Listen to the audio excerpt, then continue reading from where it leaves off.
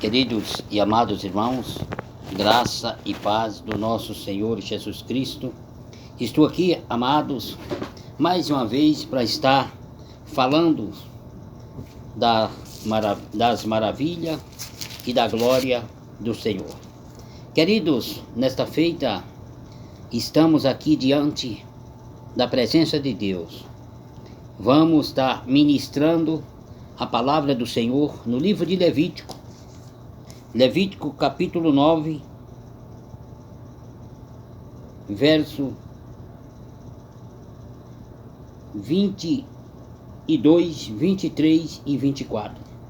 Queridos, a palavra de Deus nos afirma, neste momento, eu quero só ver algo aqui, para a glória de Deus. A palavra de Deus nos traz claramente que Deus, aqui está escrito no cabeçalho da palavra, do capítulo 9, Arão oferece sacrifício por si e pelo povo.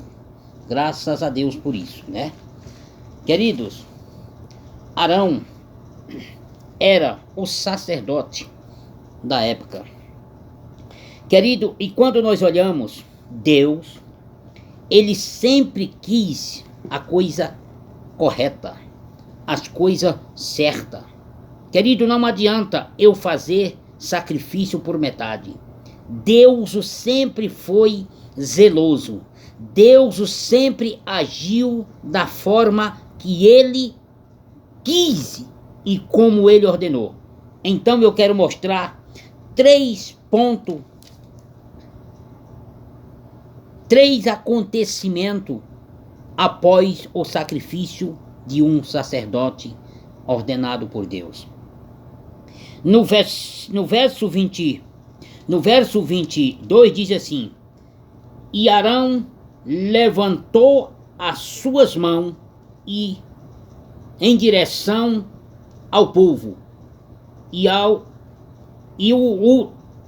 os abençoou, e desceu depois de ter oferecido a oferta pelo pecado e a oferta queimada e a oferta de paz. Amados, a primeira coisa que quero mostrar nesse vídeo, que um sacerdote ou que um pastor usado por Deus, nenhuma missão por Deus tem que fazer Arão levantou as suas mãos em direção ao povo e abençoou. Irmãos, todos os meus seguidores, todos os que estão ouvindo esta palavra, é necessário um sacerdote abençoar o povo. Então, a diferença entre Moisés e entre Arão e entre o povo, há três divisões, há três separações. Queridos, Moisés, ele representava o próprio Deus. Agora, queridos, Arão estava ali para receber a ordem de Moisés, vindo da parte de Deus.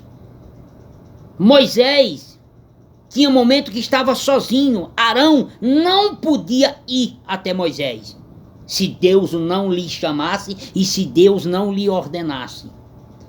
Outra coisa, Deus passava para Moisés a ordem e Moisés passava para Arão. E Arão, como sacerdote, tinha a obrigação de fazer para abençoar o povo. Queridos e amados irmãos, sabemos que tudo tem que ser na ordem, tudo tem que ter ordem. E agora, querido Arão, recebendo a ordem de Deus por intermédio de Moisés, que Moisés para Israel, Moisés para Arão e para toda a congregação, Moisés era Deus. Mas por que isso? Queridos, porque o povo estava em pecado. O povo vivia murmurando. O povo vivia na prática do pecado. Pecado não só é adultério. Pecado não é só roubar.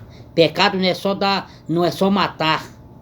Mas o pecado, às vezes, sai da língua a murmuração. E por causa do pecado, amados, o povo não podiam chegar até Moisés para reivindicar algo. Mas agora Moisés fala: Arão, ora pelo povo, abençoa o povo. Queridos, eu quero deixar bem clara a palavra. Quero deixar bem claro a luz da Bíblia. Pois eu prego a verdade da Bíblia como ela é. Queridos, olha só o que diz. E Arão levantou as suas mãos em direção ao povo e os abençoou, vírgula e ponto. Era uma ordenança. Quantos pastores, quantos ministros não estão fazendo isso? Irmãos, é obrigação minha, é obrigação sua. Levantar as tuas mãos, levantar a tua voz em oração e abençoar o povo que está pecando, dizendo: Deus o perdoa. Não é eu abençoar o pecado dele, é eu pedir: Deus, perdoa, Deus tem misericórdia, Senhor, dá uma chance, porque Deus me alcançou com a sua misericórdia. Eu tenho uma dívida que nunca eu darei conta de pagar ela. Agora, queridos, eu tenho uma obrigação de levantar as minhas mãos e proclamar a paz, proclamar a bênção de Deus sobre a igreja, sobre o povo, e abençoou. E desceu depois de ter oferecido a oferta pelo pecado, e a oferta queimada, e a oferta de paz. Queridos, muitos acham que ser pastor é só pegar uma carteirinha. Muitos acham que ser pastor é só pegar uma credencial. Irmãos, não é assim. Irmãos, certamente temos que ter primeiramente uma preparação da parte de Deus. Mas Arão levantou-se as mãos e abençoou a Israel. O primeiro ponto: eu tenho a obrigação, você tem a obrigação, que você que é ministro, interceder pelo povo, clamar pelo povo, mostrar para o povo o seu pecado. Vamos para o segundo ponto. E Moisés e Arão entraram no tabernáculo da congregação e saíram e abençoaram o povo, e a glória do Senhor apareceu a todo o povo. Olha, agora, querido, no versículo seguinte, diz-nos a paz, diz-nos a palavra, diz-nos a luz da Bíblia, que agora, queridos, Arão e Moisés entraram no tabernáculo. Oh, lamachaya cacho mandou comenébia. Irmãos, por que não choram? Irmão, tudo é na hora certa. Agora Arão e Moisés, olha só o que diz, ou seja, perdão, Moisés e Arão entraram no tabernáculo da congregação e saíram, vírgula, saíram e abençoaram ao povo, e a glória do Senhor apareceu a todo o povo.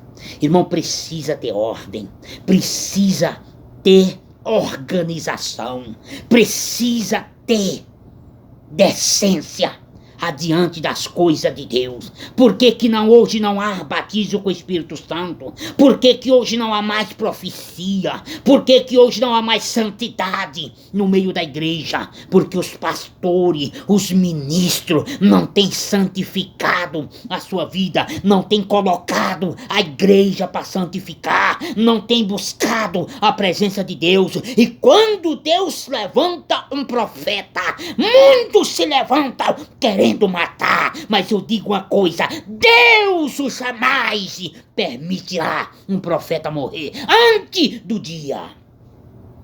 Queridos, é dessa forma. E Moisés e Arão entraram no tabernáculo, na congregação, e depois saíram e abençoaram o povo. E a glória de Deus desceu sobre todo o povo. Queridos, temos que entender isso. Precisamos ter santidade. Precisamos andarmos na presença de Deus. Vou ler mais uma vez. E Moisés e Arão entraram no tabernáculo da congregação e saíram e abençoaram o povo. E a glória do Senhor apareceu a todo o povo. Queridos, se Moisés e Arão não entram no bom senso, não entram buscando a presença de Deus, nada ia acontecer. Porque que muitos sacrifícios não são aceitos. Muitas respostas não vêm de Deus, porque não estão com a vida no altar de Deus, porque o povo, a congregação, a nação não estão adiante da vontade de Deus. O terceiro ponto desta mensagem: e saiu o fogo de diante do Senhor, vírgula, e consumiu sobre o altar a oferta queimada